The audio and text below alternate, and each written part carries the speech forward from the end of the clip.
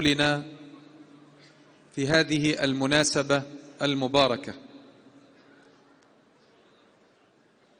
سيما أننا منذ الصباح في لقاء مشترك مع السيد ميلادانوف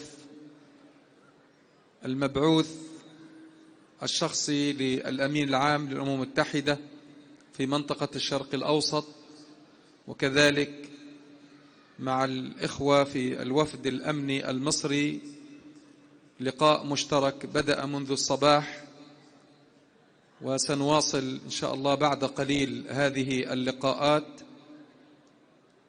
ربما غير مسبوق أن يكون لقاء يجمع الأمم المتحدة مع مصر هنا في غزة مع قيادة الحركة، وهذا يؤشر على أمرين اثنين: الأول المشروع الوطني الفلسطيني كله، القضية الفلسطينية في بعدها السياسي، وأيضا الأوضاع المتعلقة بغزة ومسيرات العودة وكسر الحصار. المشهد الوطني العام في غزة والضفة والقدس وأبعد من ذلك هو في مفترق طرق، وفي مرحلة حساسة ومرحلة دقيقة، ويحيط بها الكثير من التحديات، ولكن الكثير أيضا من الفرص والآفاق إن شاء الله تعالى. هذه المؤشر الأول على هذا الاجتماع غير المسبوق كما قلت الثلاثي الذي يجري في غزة.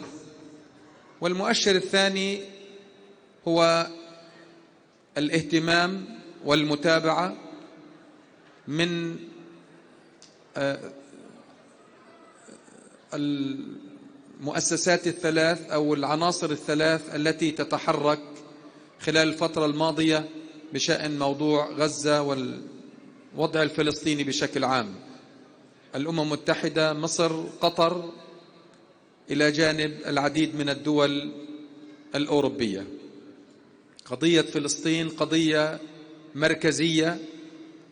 غزة العزة بصمودها وتضحياتها وثباتها هي منطقة اجتذاب سياسي واهتمام، لأن ما يجري في غزة يؤثر على كل المشهد الفلسطيني العام، بل ما يجري أو سيجري في غزة أيضا يؤثر على المنطقة المحيطة بنا كذلك.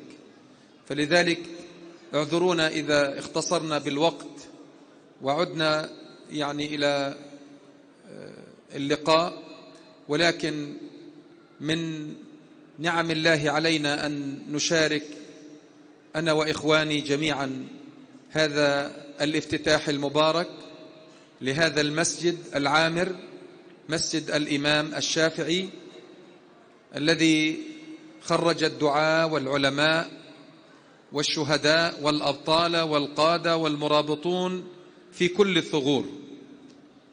وأهل هذا الحي يستحقون مثل هذا المسجد بهذا العظمة وبهذه الفخامة الإيمانية والعمرانية كذلك.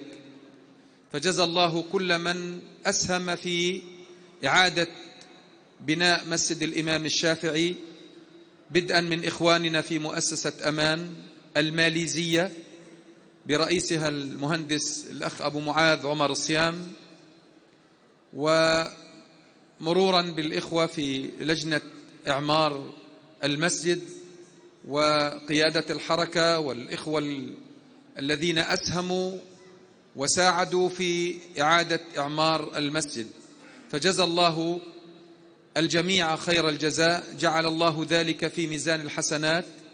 نهنئكم إخواننا الكرام على إعادة إعمار مسجد الإمام الشافعي. هذه القلعة قلعة الجهاد والمقاومة والإيمان، هذا الصرح الذي يدلل على أن المستقبل هو لهذه الدعوة ولهذه الحركة ولهذه المقاومة